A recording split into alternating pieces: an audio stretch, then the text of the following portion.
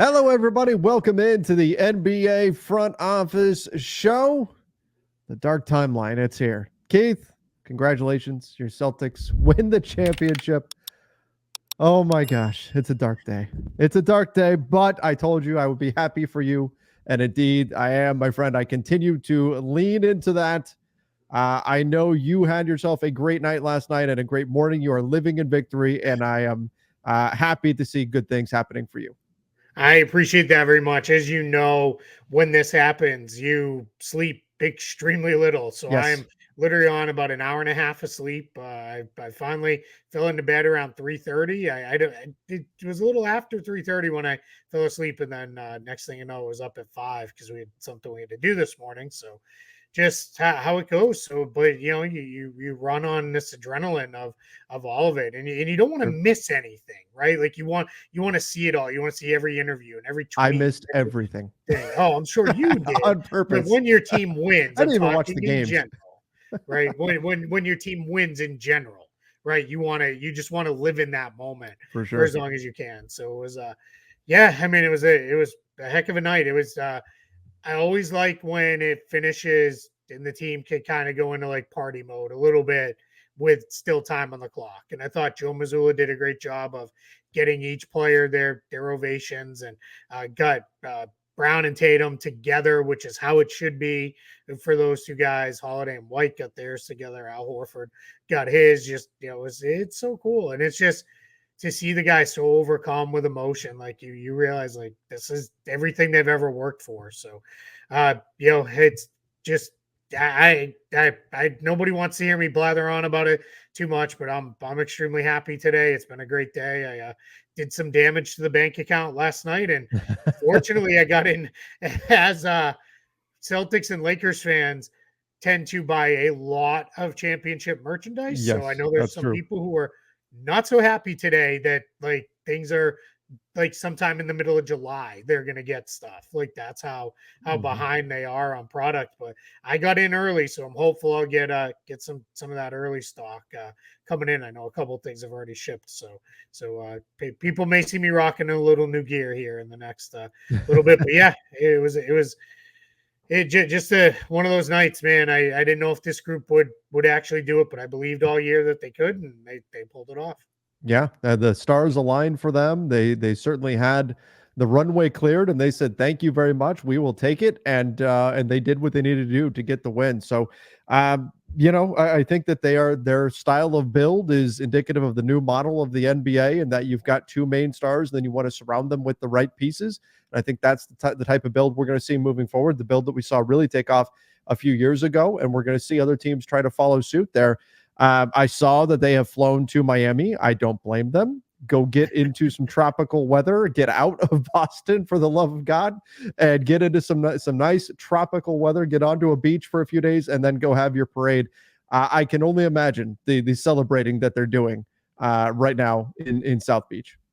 Yeah, I have to wonder if Derek White made a quick trip to the dentist around it Yeah, I would to assume so. get his face absolutely mashed into the core, and that's the second time with the one tooth that I guess that's happened to him in his career. But his dad has become a very active member of Celtics Twitter. He's a very positive and calming voice, and has been since Derek's been on the team. And he was like, man, he would have given up all of his teeth to win that one. It was great to see Kristaps Porzingis get out there and play too and contribute. Everybody contribute. Even Peyton Pritchard barely played, and he's now become this ridiculous specialist, like the old left-handed reliever in baseball. You put him in only for buzzer beaters, I guess, and he's got this ridiculous skill of knocking them down. And people said, "When did you know?" And I was like, "That was it. That shot that he hit going into the half, I was like, that I knew then, like this is the day, like they're gonna finish it off. Like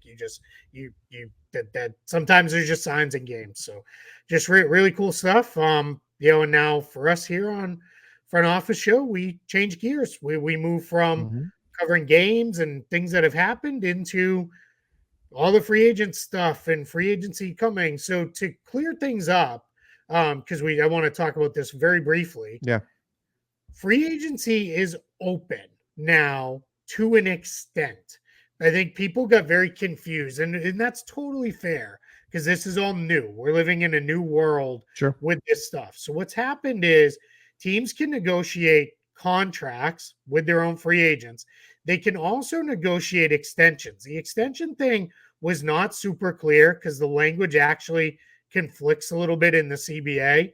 But in another part, there is a piece where it very clearly calls out, well, not very clearly. That's probably bad. Most things are not clear when it Yeah, comes to it's the not very CBA. clear because it says contract amendments, and then elsewhere it defines contract amendments to include extensions.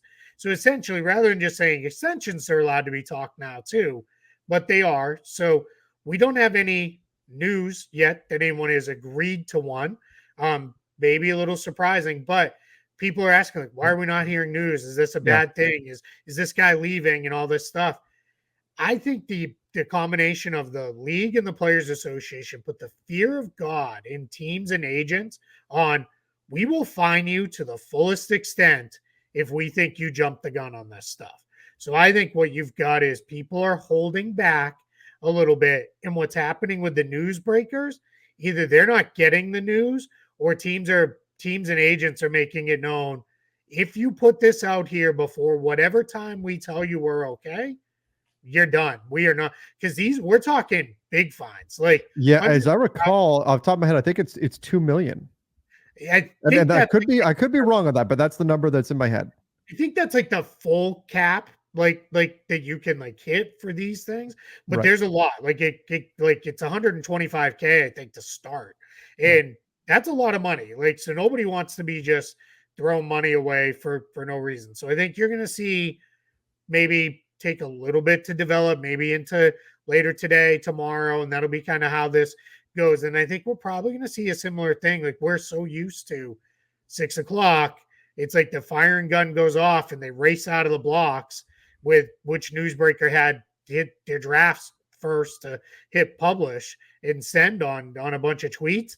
I think we may see it come a little bit slower then too, because I think the league and the players association really was, hey, we're not doing this. Like we need to be a Yeah. little more decorum. It's not as fun. Like, No. and I mean, if anybody's watched us long enough, our opinion is let's be grown ups. But Right. yeah, all right, come on. But news will come when it comes. Look, it's telling when, when it's the moment free agency begins, boom, it's this player to this team. Like, Yeah, a complex legal document is what these contracts are, and you've ironed the whole thing out in 2 minutes. Like, really? Okay. yeah, you So did. then it's pretty obvious. So I know the NBA doesn't like that stuff, but again, it's like, where's the line? Where are you Yeah, really going to draw the line? What are you going to get upset about? What are you not? But this is the first year they've done it, and to me, I kind of liken it to when we hear new rules coming into play right at the beginning of the season. We hear, oh, the point of emphasis this year, it's going to be making sure that we really crack down on flopping. And then by midway through the season, everybody's flopping all over the place. And, it's Bambi on ice out there anytime anybody gets looked at. And the flopping rules have gone away. I wonder if that's what we're going to see in subsequent years. And maybe even as, this week moves along, as we get closer to the draft, as more, it'll be a little bit more bold with the news getting out, because the only thing I've seen so far was the bit about Pascal Siakam yep. and him working on an agreement with the Pacers, which is the one that you said, I think it was yesterday, was probably going to be something that we would hear as well. But I do wonder if I want as to we be move very along, teams get more bold with this. Yeah, and I want to be very clear. That was just simple reading of the tea leaves Sure. situation by me. I was not reporting anything there. This report came from Scott Agnes, who does a wonderful job providing independent coverage of the Indiana Pacers. He runs a site called the Fieldhouse Files and does a great job covering the team. Very well connected there. And yeah, this one is kind of a no brainer. We all know he's staying there, whether it's going to be an extension or a new deal. Sometimes those terms get conflated a little bit. We will, when it needs to be, we will trust, or you can trust that we will call those out as different things when they are and why it matters that it's not really an extension but a new deal or whatever it may be, or the other way around. So we will get into all that stuff. But yeah, I mean, sounds like that's maybe the first little bit of news that's coming out. And obviously, I Mhm. know everybody's waiting on Woj or Shams to, Sure. released. It's funny because people like, did Adam Silver take their phones away at the finals and like tell them no tweeting until Wednesday or something like that, which would have been really, really funny had that been how it worked out. But yeah, I mean, I think we all know Siakam staying with the Pacers. Question now becomes length and obviously size of the deal. My guess, strictly a guess, 4-year max deal is what I think this comes in Yeah. at.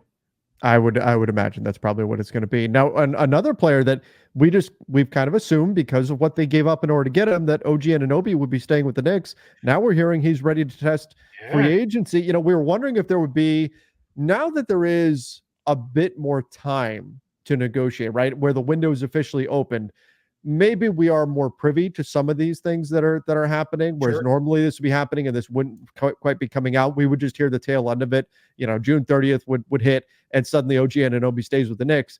Now we're getting OG's prepared to test free agency. So that tells you whatever the Knicks offered him wasn't quite what he wanted.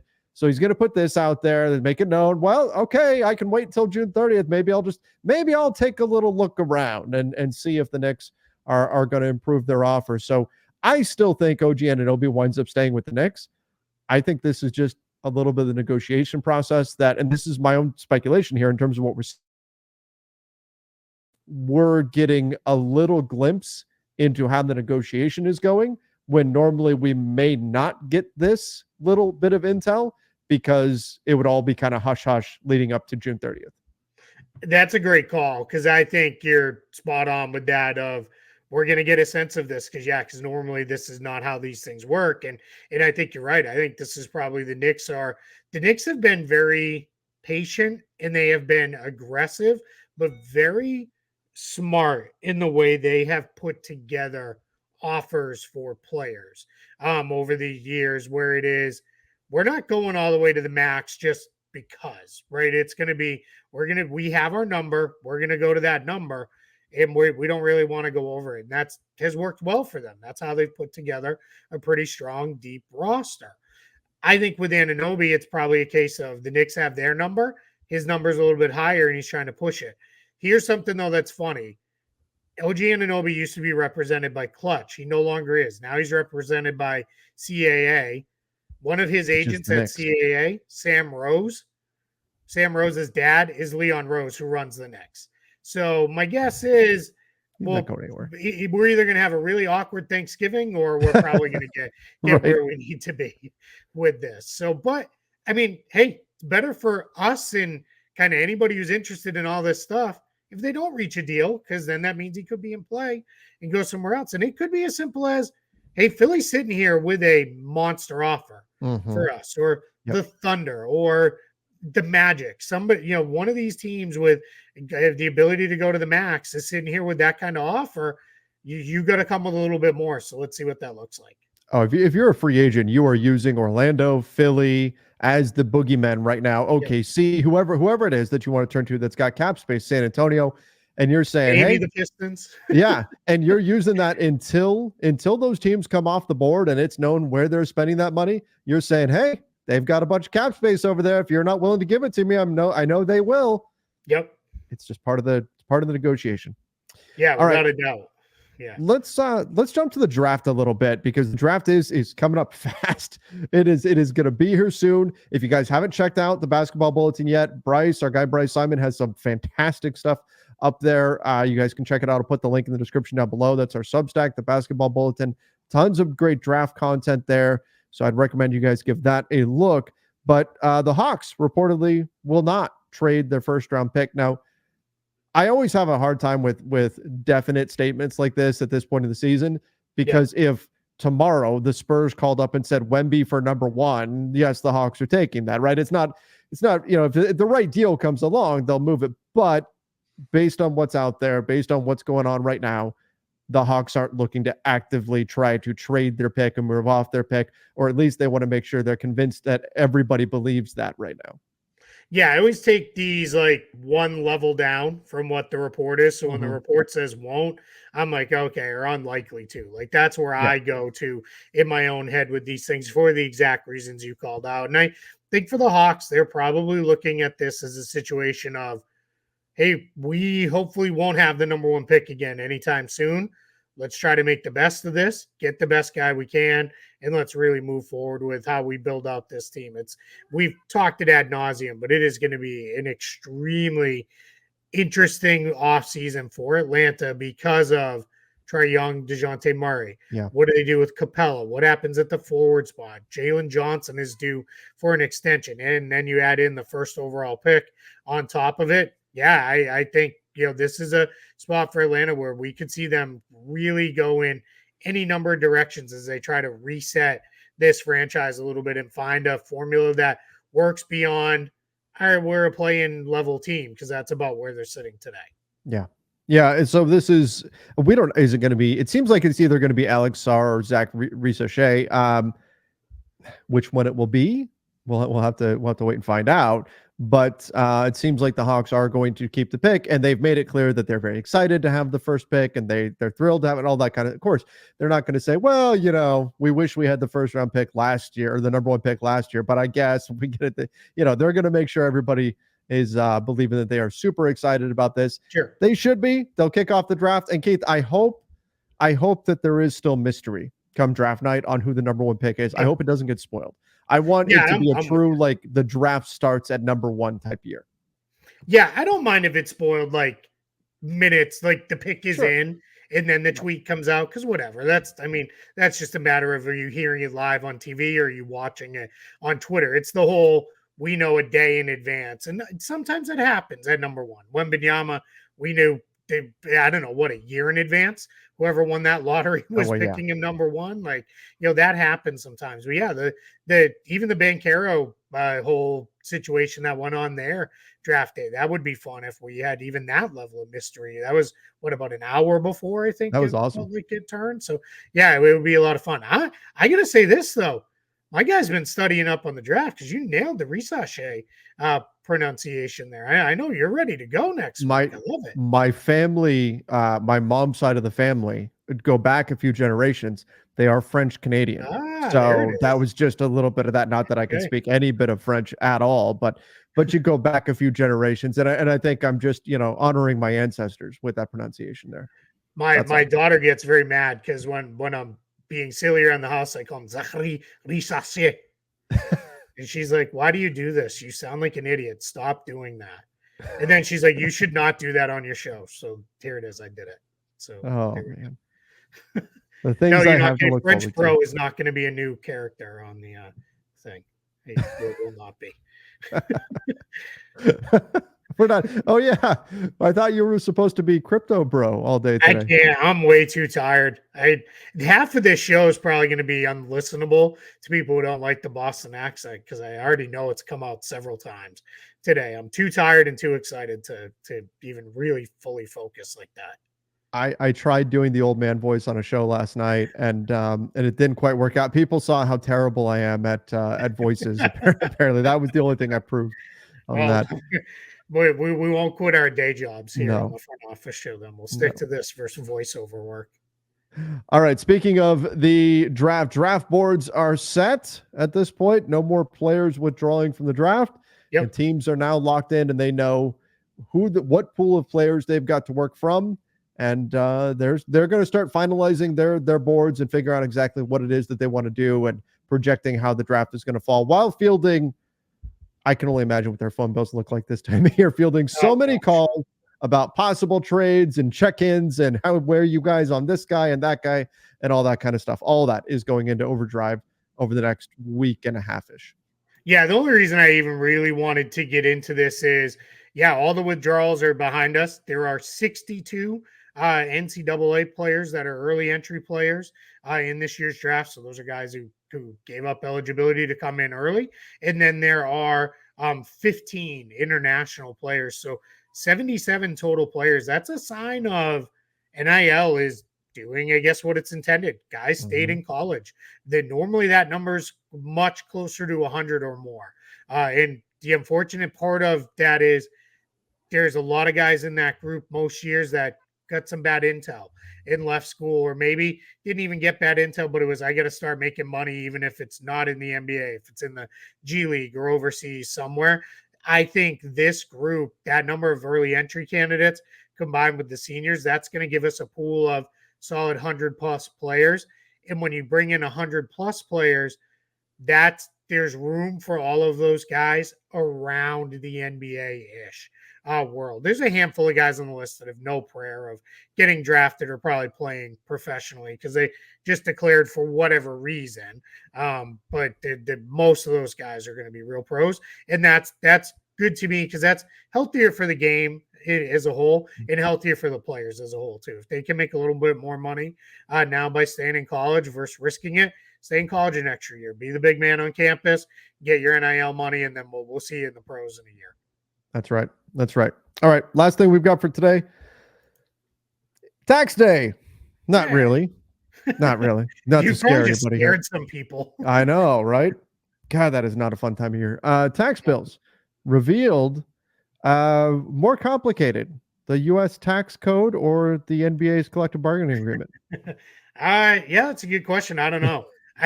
Considering I had to pay a lot in taxes, I'm going to say it's the U.S. tax code because I understand the CBA. I don't understand that at all. So 8 teams finished this season. So this is, to be clear, this is for the season that like literally ended yesterday, but really doesn't technically end yet. But 8 teams finished as tax teams this year. Why you have to wait until the season is done? That's when all final bonuses are in and the like and all those sorts of things. So Golden State led the way at about 177 million. This is the payment. Tweet. So what's that? I've got Bobby's tweet. I'm going to put up here on the screen for you as well. So yeah, so Golden State was tops of the list, 177. Clippers 142. Then you drop pretty far down into Phoenix, Milwaukee, Boston, all between 43 and 68. Then Denver and Miami, 20 and 16. And then the Lakers at about 7 million over. So those are the 8 teams. The teams that did not pay, the 22 teams that were below the tax, they get about $12 million each. And that 12 million goes right into the pocket of the ownership group. That's what they do. That's why we talk about this every year at the trade deadline. If you're anywhere close to dodging the tax, ownership wants you to dodge the tax because that makes you a lot of money. You don't only, it's not only saving you whatever it is, but you're also getting that big check as well. As I did Stu the Studio Cat participated in a little Lion King moment there. He hates that, but there we go. So essentially these teams are subsidizing the rest of the NBA. That's kind of how it works out. Teams will obviously do what they can to try to drop below the tax if possible, but this is where it's at for this season. It'll be really fascinating with the tiers and everything. What if there's enough teams that try to cut salary and really drop below the tax or not, what that all looks like. That'll be interesting to see. But this is a big part. When we look at some of the teams that are able to, you look at some of the clubs that maybe aren't that attractive to fans right now, that need some extra help to get there, that they know they're building into something. They rely on those luxury tax payments to help them. I don't know if I want to say remain profitable because I don't know what their bottom lines all look like. And I know there's different versions of it depending on which way you want to really look at things. But it's a big part. How close we are to negotiating the next CBA. Correct. Exactly. So, but this is a big part of how the NBA has a sustainable business model, and how this works is these clubs that decide that they're going to spend more, essentially, I mean, for all intents and purposes, they pay teams to play against them. That's basically what's happening here. And it's an interesting part of it. I know from the Lakers side of things, fans remember the infamous Dan Gilbert letter from the Chris Paul trade, in which he argued that one of his chief complaints was he was going to get a smaller check because the Lakers were actually going to save money on the Chris Paul trade, and he was upset about that because the Lakers' luxury tax payment was going to be smaller. But it's something fans don't often think about. We know the luxury tax line or whatever, and people just think about, okay, hard cap, where can we stop spending? But for teams, this is a big deal. This number is an important thing that they look at. Yeah, the luxury tax operates, and I think will continue to operate as a de facto hard cap for certain franchises. Yeah. It's not a hard cap, to be very clear. It is more a team by team stipulation by ownership they can say, we will not pay the tax. For example, the New Orleans Pelicans in their history have never paid the luxury tax. I don't know if that's just they haven't, or if it is we won't. We know this year they didn't because they got out of Kyra Lewis's contract Mhm. and salary dumped him at the trade deadline, and were able to stay away from paying the luxury tax. Like there's times when it happens. There's times when it absolutely makes sense. Where we talked about it just the other day with the Warriors, where if the Warriors can get down and out of the tax, you can start to reset the repeater tax Yep. clocks and some of the clocks on other stuff like the if you're under the apron, the frozen pick clock, and all those other things are big. Here's the biggest thing that jumps out to me here. 8 teams paid the tax. 7 of them made the playoffs.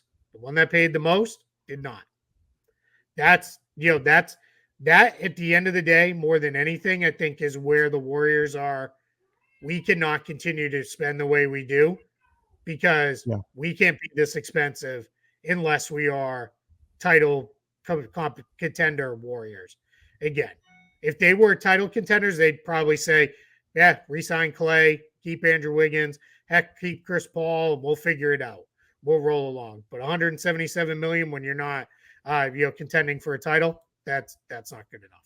So Yeah, no, that's something that, up until this point, the Warriors were willing to pay whatever, and now, I don't blame them for not wanting to pay that anymore. agreed. I'm pretty sure just in the time it took for me to speak that sentence, though, Steve Ballmer made enough money to pay Oh, his yeah. his luxury tax payment. So Yeah. he's probably not too concerned about it, but everybody else, I'm sure, will be, keeping an eye on that number, for Which is sure. why we have rules now to try Yes. to, hey, dude, if you want to pay 142, 150 next year, whatever it is in taxes, you can do that, but you're not going to do that and go sign a guy with the mid-level exception or throw Right. 3 players in a trade to go get another star player. That's where these rules are coming from. The rules are designed to, I say it all the time, push the high spending teams down, push the low spending teams up. It's never going to be even, but get them a little closer. And that's how we build this thing out moving forward. So this is our first real summer with the new rules. And that's one of the things I can't wait most to see how teams are reacting to those things, see what that does to things like the trade market, all Yeah. that sort of stuff. It's going to be great. And that's a plug to say, sign up, get those notifications on here. I'm going to plug it here now, starting soonish. We haven't picked a date yet, but I'm going to go live each night, probably 4 or 5 times a week. I'm going to go live, just basically answer questions about free agency in the offseason. We talk salary cap, projections, option decisions, whatever it is that you guys want to talk about. Probably a 15, 20-minute thing. Mhm. I don't know. If we're having a lot of fun. Maybe we'll go a little longer, but I'm going to do that live here with y'all. If Trevor's around and wants to jump in, Yep. obviously, more than happy to have you join in there. It won't impact Front Office Friday. We'll still have that live. We'll have a blast with that, but it's just going to be another show. We're going to bring you guys just a way to answer some questions, get some interaction, have fun. But so you don't miss it when we do start those, subscribe to the show and turn on your notifications. That's the best way to know because they're not going to be at the same time every day. Yeah, I'm not going to be able Life's too always to go hectic. out. Yeah, I may not always be able to put it out on social media with a lot of advance notice, but we'll figure out a rhythm to it. Now I'm really looking forward to having fun with that. If you enjoy what I've been doing over on Lakers Nation with Lunchtime with the Lakers, you'll like this too, and it's going to go out through the YouTube platform. You can go check it out there. We'll probably put it out on X as well. So again, make sure you guys do subscribe, turn on those notifications. Again, if you like Lunchtime with the Lakers, this will be, I don't know, dinner with front office. We need to Yeah, find some alliterative term to make yeah. it work, but it'll be a good time. So again, guys, make sure you subscribe, turn on those notifications. This is a busy time of year, and we're going to stay on top of all of it. Thank you again, everybody, for joining the show. Studio Stu says it's time to get out of here, so we're going to call it at that. Till next time, see ya, and stay safe.